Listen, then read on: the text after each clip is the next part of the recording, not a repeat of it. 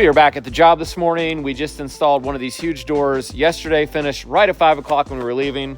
And I'm getting news already that it's like getting disassembled it's not and over adjusted. Yet. What's the problem? Oh, I wish it was over. The problem is that the gap between the doors is too big, and this is a Like fixed. the operational door? That's right. There's one door that swings in and out like a standard door, and it has to latch onto the door beside it that does move, but for the most part can stay in its position. And the gap is like a half an inch. So it should be like an eighth of an inch of a gap. No big deal. This door set doesn't have any adjustment built in. Like the hinges don't adjust. There's no like little micro adjusters to get your fitment.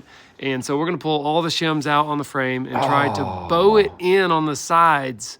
Okay. Enough to make it work. I'm gonna go home. It's worse than when we left. It's worse than when we left. Well, at least we didn't put all those bungholes in and have to pry them out. Somebody made a point yesterday, don't put them in. Yeah, I know. Was that you? Sure. All right, let's check that. So the gap right here is what we're looking at. Yeah, I think really before we finish this side, I think we should go ahead and turn that side loose and give it the go and just ream it this way. Okay. Now you can see right here, I've got close to an eighth of an inch gap right there. And by bowing that frame that way, it will move the door that way. The bottom of this thing is not getting shorter though. That's not an option. The design of this thing does not allow for adjustment in that way. And so I don't know of another option. This is my only option. Yeah. Done. Done. Next. See, I don't know which way is up. Let's see. Might have to loosen this nut on top.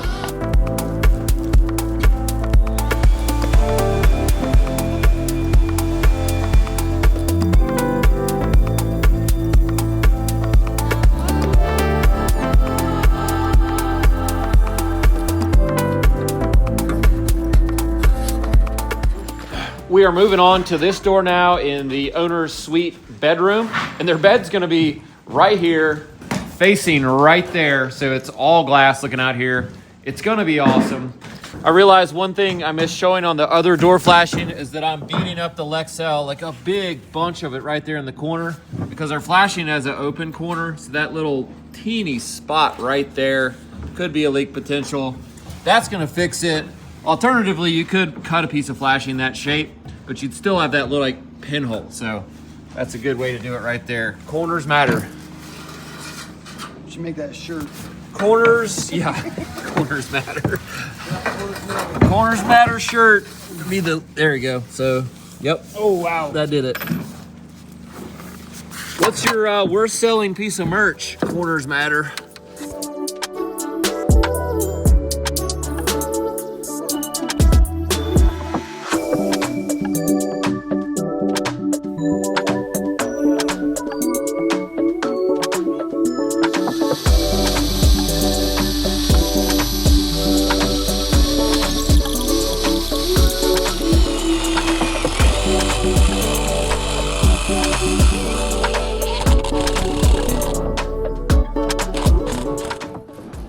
Needs to be slightly out to be plumb. That's a little over. Let it in. Here, I can do this. Is that a bit too bitey? No pressure is what's good. Yeah, okay. Zero pressure on it. It's not drilling a round hole at all, which is really weird. I have wondered why. It drills a triangle hole. How can a two-sided bit drill a triangle hole?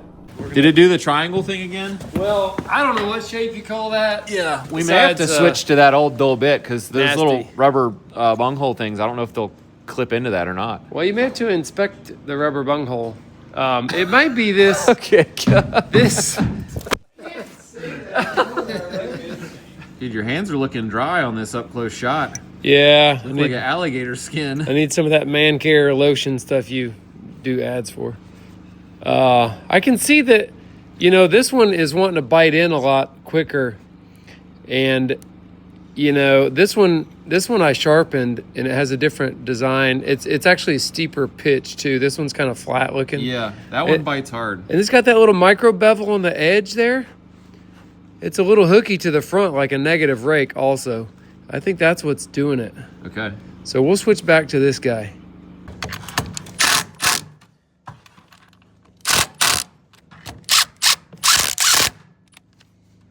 As we're installing these doors, we're checking out all the parts like we always do when we install anything. We give it the good rundown. One good design feature here on these doors is the hinges that have this section that engages into the jamb. Why does that help out? Well, it's like a nice track there, and that's gonna really lock in and prevent the door from wanting to lean out like in the position it's in right now. It can't tilt out. There's no way this is gonna become disengaged from the channel that it's in. And really the screws, their only job is to hold the vertical weight. And there's plenty of these screws in there, 5 in each. Yeah. Ooh, but these doors are heavy. They're like, there we go, broke the shim force. These are really heavy. We're already on to the last panel of our second door installation. And what I'll say is this was twice as fast and way easier because we knew what we were doing. Bro, don't say that. You just jinxed it again. Oh yeah, well, so far it's Not been in yet. twice as fast. I think we got it. This time we know what we're doing.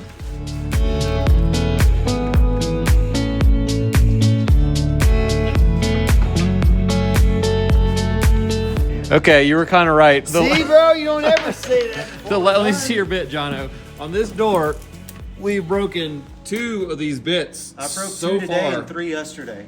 Yeah, and the screws don't want to go in, and whatever. We're gonna This get. door's so easy. It's perfect. It's going in great. Yep.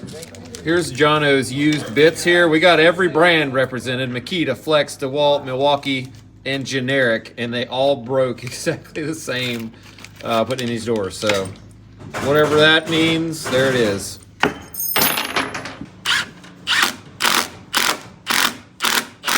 We might want to screw the top of this thing to the header. You know, you're right. Hey, I'm doing something here that maybe you could tell, but I'm gonna say it. Every time I pull the trigger, I'm throwing my body weight on it. Yeah. Because I can't just hold and press. I don't have enough leverage to like press my body weight against it. So I'm just going, Now we're doing it. We shut the whole unit for the first time here, and this door has the same problem. You can see that the catch right there, it just totally misses the door it's supposed to latch onto, which means that they're too far apart, and we're gonna have to shim the ends in both ways again. The one down the hill at the honeymoon suite is like that too. Like what? It doesn't latch unless you lock it. So, It's probably very common. yeah, probably a common issue. So we are very close to getting going on the siding, and they did make a final decision on the paint color. It is that Ding, one. ding, ding, ding, ding, ding. And Jamie's calling that green, but I'm pretty sure that's gray. Well, I mean, Well, it's got a green tint to it. it's, you know, Does the it? light, it can play tricks on I your think it's eyes. because the whole house is green that's reflecting green. I don't see green, but You don't see green? What do you see? gray. I just see straight gray. No, it's got a green tint to it. You boys have lost your mind. I don't know. He's a green with me. Ah! Dude, don't celebrate. You're just going to encourage him. Hey, if you want to look as cool as Ray and Jason at lunch, make sure to check out our merch. We got awesome sweatshirts, drinkware, right there, looking good, guys. Also, some of those, they're in our video description. There's a link. Check it out. You ever seen that before? I don't think that's how it goes. I'm not sure what you're doing, but I don't think that's right. Well, I've also got this, and what we're gonna do is make a special sized screw head that's smaller than that one is, hopefully. Jason, you run the drill. I'm gonna run this. Ready? boy.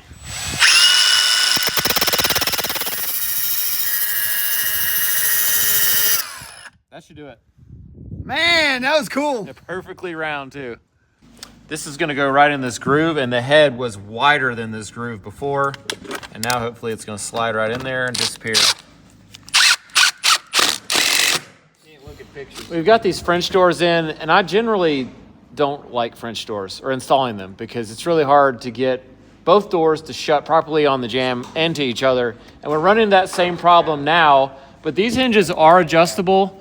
These ones have like an in and out to adjust the door. And then we couldn't find the vertical one, even though it's saying it has a vertical adjustment on one of the hinges, which somehow adjusts all the hinges with it still tied together. I don't know, but it's hidden, and you stick a screwdriver in and pull that little thing out, and it's supposedly under there. Completely hidden. You said a screwdriver. Yeah, what is that, bro? don't- Freaking 4-inch chisel. I don't mine? have. No, I don't have a It's screwdriver. got Lexel stuck all over it. I don't know what. I can give you. Well, let me look. Let me see. Maybe a You need a knife. little. Maybe a knife. Yeah, you just need a little pointed something small. Oh my gosh, Oh, there it goes. Yep, it's coming. Ooh. Oh, you got it. dude, I would have never found that. Okay. I snagged it like chopsticks, bro. Okay, well I'm gonna loosen the set screw. We don't. Yeah. Yeah, I mean this is pretty high tech for hinges, which is what's needed. Oh my gosh. So high tech, I can't even tell you how to do it. Give him a little lift uppy, or we can pry under it. There. Oh, whoa. Oh, wow. Okay, here, do that again. Let him turn the thing. Look what I can do. Yep. Here's what we're trying to fix is that this gasket is scrubbing too hard. When you shut it, I feel like gonna tear the gasket up. I think that was okay. I mean, it's okay. That was a lot better, but I think we need to go up a little more. Okay. Your screwdriver thing was about bottomed out. It's been about an hour, and I've been adjusting this door to where they have an even gap in the center. They both shut easily and don't bind on the gasket at the bottom, and it's a nice even reveal across the top. And I think we're finally there. This thing shuts easy enough, doesn't bind, even gap, and that was a lot of work. We're gonna just stop here, and we can adjust it later if we need to, like, adjust it again. I don't know. But yeah, French doors, if you want them to shut proper, it's a struggle no matter who you are, I think.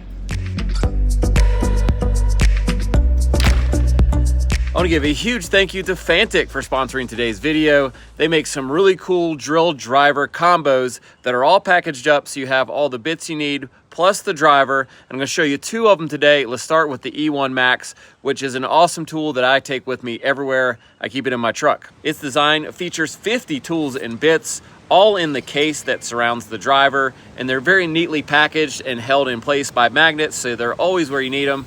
And this is great for electronics or RC cars, anything with those weird bits that you can't ever find a screwdriver for. This has got those bits, and it won the 2024 Red Dot Award and the 2023 IF Design Award. And not surprisingly, it's one of the best-selling electric screwdrivers on Amazon today. The other Fanttik tool that I use all the time is their S1 Capsule. It has 5 of the most common double-sided bits held in the cap by magnet, and it's a really compact design. And I keep it in the kitchen, weirdly enough, in my drawer. It's the only set of tools I have in the upstairs of my house, so I don't have to come downstairs to the garage. And this will get a lot of stuff done. That's why I keep it there.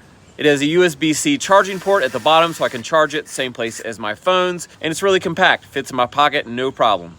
Despite its small size, the S1 Capsule packs a punch with a maximum speed of 320 RPM and a maximum torque of 5 Newton meters. It even comes with an LED light.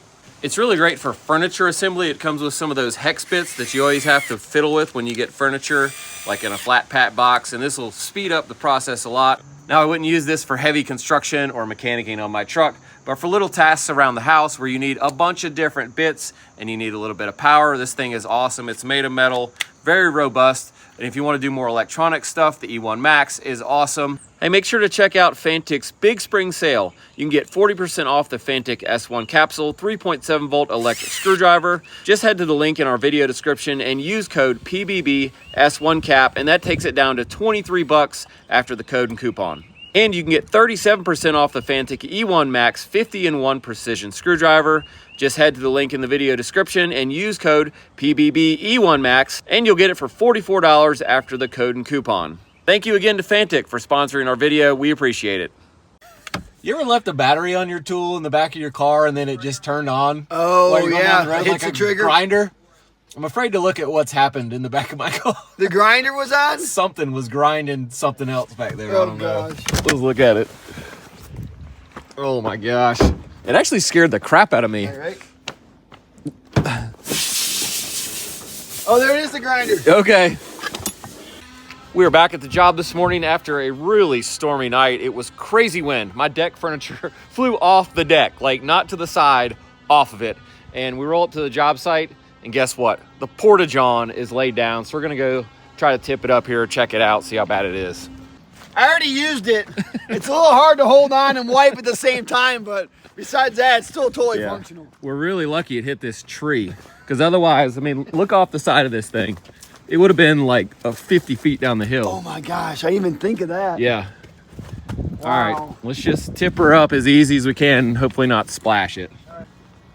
Easy does it. Okay. Maybe it's not as bad as I thought. No, it's good inside. Oh, yes. Yeah. I'm not going to open the lid. They probably don't put the level too high on purpose just for that reason. Because if it was up towards the top, then it would have been like, oh, talk about Porta Johns. Plumber's here.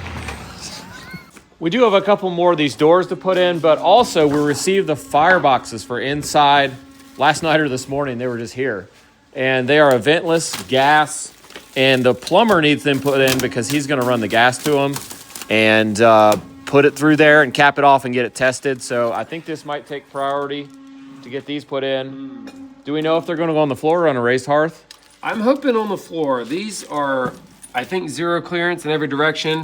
I don't think there's any non-combustible material required out in front of them, which some do require, especially wood burning ones, so that like sparks can't catch your wood floor on fire, which I think that would be pretty tough to happen anyway. But I think these are safe to touch any combustible material, which is super. In the living room, they're going to have a TV above this thing. Oh, yes. We want it low. And, yeah, I recommended to get a low, kind of wide-looking firebox, which this one does sort of fit that category, so that you're not looking up 9 feet high to your TV. Dude, I hate that. I have seen it. I'm sure you have, too, especially in cabins that have big mantles and the TV's way up there.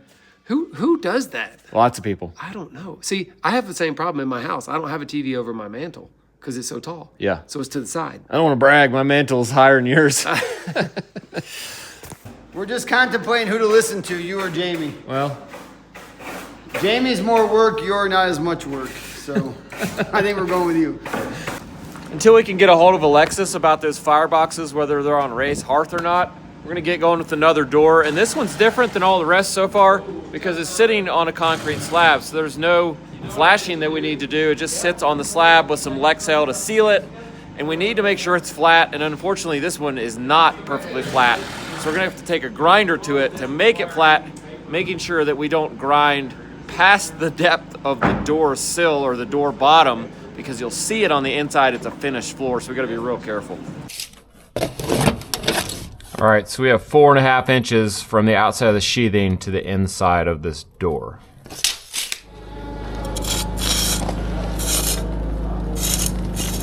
Do not grind past this line.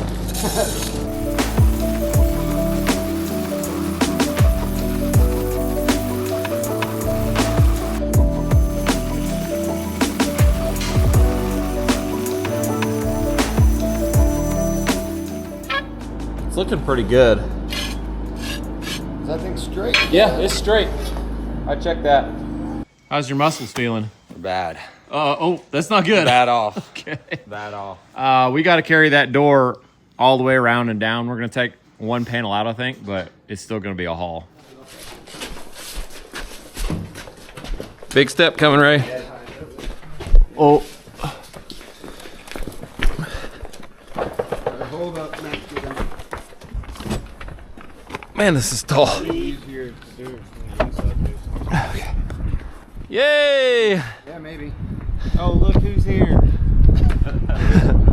Ray, you might want to do the same thing. Yeah, I am. Corner. I just need somebody to hold it. Now we're all facing forwards. This is a dream. You got this, Jamie. Don't worry. I'll be back to it. Great. Yeah, this isn't bad at all. They need to get out of the way. Beep, beep. Anything else fun wrong with it? Sorry. He's going to be like, don't carry it like that.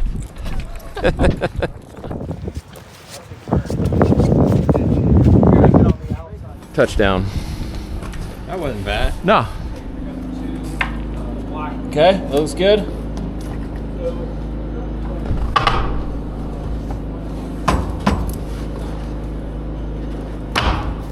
Well, I hate to say it, but after all that figuring, I still ground past the door jamb. And what I did, now I'm realizing, is I measured off the concrete end instead of off the sheathing end. And now that's going to have to get restained. Oh. At least you didn't put Lexel there. Yeah, I didn't put Lexel there, but dude, I went through all that effort to make a line and everything, and I made the line in the wrong place. Sorry. So Jason makes mistakes all the time.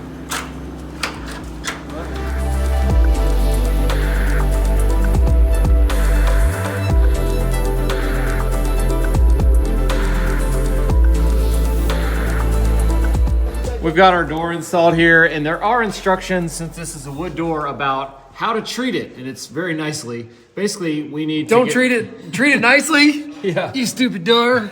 Well, that's not very nice. We have to stain it within 60 days of installation, so the clock is started on that. And it says we need to leave it shut and locked, so this panel doesn't have a tendency to want to bow. Right. Which I will tell you, it kind of already is. I just shut it. Right. And if you look right here, see it hitting? Bing. And if you push like that, it'll shut. So, look, there's a lot going on here, but I want to say that this is an engineered wood panel. It's not just a board. Yeah, if it was just a board, it would be... Because it could bow, you don't know. It could do wacky. All right, what I'm getting at is this is a veneer, all right? Yeah. This piece, and actually, can you see it? Yeah. It's a pretty thin veneer. It's not like super thin, like some doors are like, I mean, we're talking like... paper thin. Immeasurably thin. Like, you see how thin that, look at my finger. You see how thin that is? Thinner than that. Okay. All right. I don't think it said this right here in the directions, but I've read directions on veneered doors that say never apply a water-based product. Yeah, because it can wrinkle the veneer. It will like unadhere. Is that right? Yeah. Anyway, so oil-based only on veneered product wood doors. Pro tip. That's what I'm going to say. Yes. Because you get little bubbles in the veneer, and then you're really out of luck. Yeah. I don't know what you'd do. We've had to cut the little bubbles with a knife and then shoot super glue in behind the bubble. Yep. And then I don't remember how we held it. Just I don't held know. it till it stayed. Glue your and then finger your fingers to it. glued to it. No, don't do that. So yeah, only oil-based. We're gonna probably get like a gel stain or something. This is probably gonna get black to match the other window units on the inside, which I think will look really good. I just can't decide if we should use a pre-stain or not. I don't Like a really want conditioner. to have to, but All right, you're getting deep here. So okay. you asked Jamie about some Okay. stain, and man, he just All right, then. makes you a whole video. All right. But hey, that's really good information if you're installing a wood-clad door. Much more thinking in complication than just a vinyl. But it looks nicer. Put those around your ankles. That's how you work it. Oh yeah. Man, you're too beefy to get these things on in arms. Let's not go crazy. Oh yeah. How's it feel? Not bad. Don't slip off. Yeah, I know. Just keep her low. We've never had a job so big that just getting the stuff from one part to the other was such a big deal. Like, it was never a problem. Good luck. No, this is Ray's job. Ray! This is you. Well, there are proper instructions, so that's good. And it's like a nice cardstock. Who cares? Dude, it's built for a job site. All right, number one, keeper. We got that?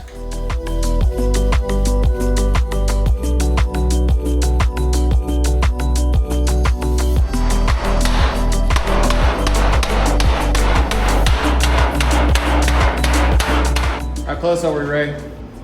We're not close at all. Oh, really? Come on, Ray. It looks done. Let's try it together. We've only done this step, and some of this All right, step. well, And we got...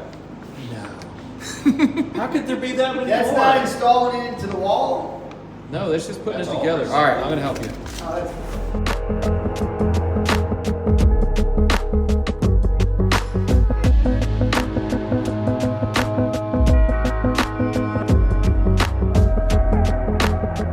We've got our fixed pane put in this door here, and we've run into a bit of an impasse. The floor is not perfectly level like the concrete right here. It's running uphill that way.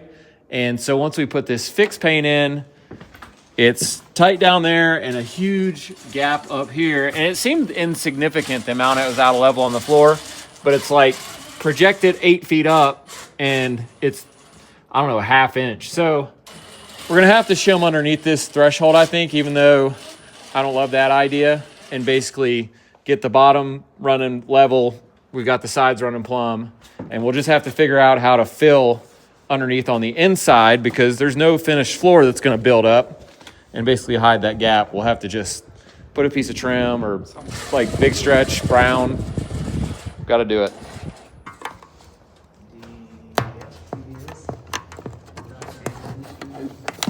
People want to know why I carry a B tool. Hey Siri, what does BBS stand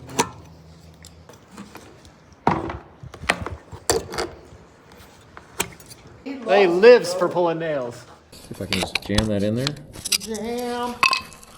Oh, jam. Remember that song? Well, jam on. Hey, Jono, can you lift that side at all? Oh, yeah. Ready? Yep. Okay. That's running pretty level to the corner now. Is the door looking okay? We've got this thing shimmed up now. I got shim there, shim there. We'll have to put more. But now the panel is looking parallel to our plumb side rail. And that wasn't as painful as I was expecting. But I didn't. Whoa. Dang, dude, it's like a circus act over here. Let me hold that for okay. you. You good? Yeah, I'm okay. Hey, All right. Are we okay? So just tack it. Let's just do one nail. I'm not going to drive it. This one, this one's already tapped. That one's tacked. You can drive it. I mean, I'm 90-something% sure it's right now. And let's just check that that's still looking plumb. Yeah, love it. Okay. Is that it, Ray? I guess. Is that That's what the instructions say. Just beat it. okay? How did this one go in? You don't want to know. Perfect. It's Good. still a question mark. It was the easiest one out of all of them, I think.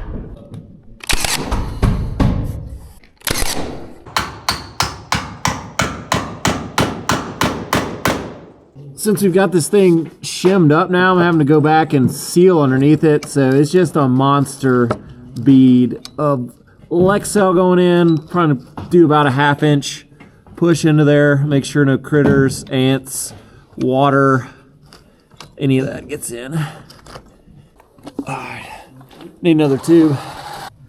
Okay, Max, you see what Jason's doing? Yes. Do you know what he's doing? Can you explain it?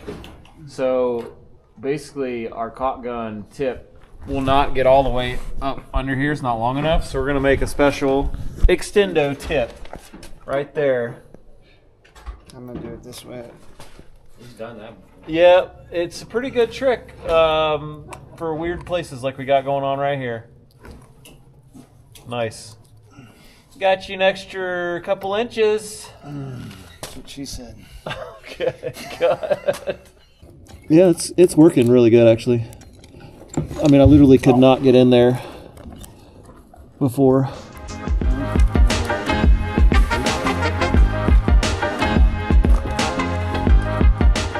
How'd it go? This is not without its flaws, I'll admit, but it got the job done, and I need some Tobo towels. Wow. All right, Max, you want to go at it, buddy?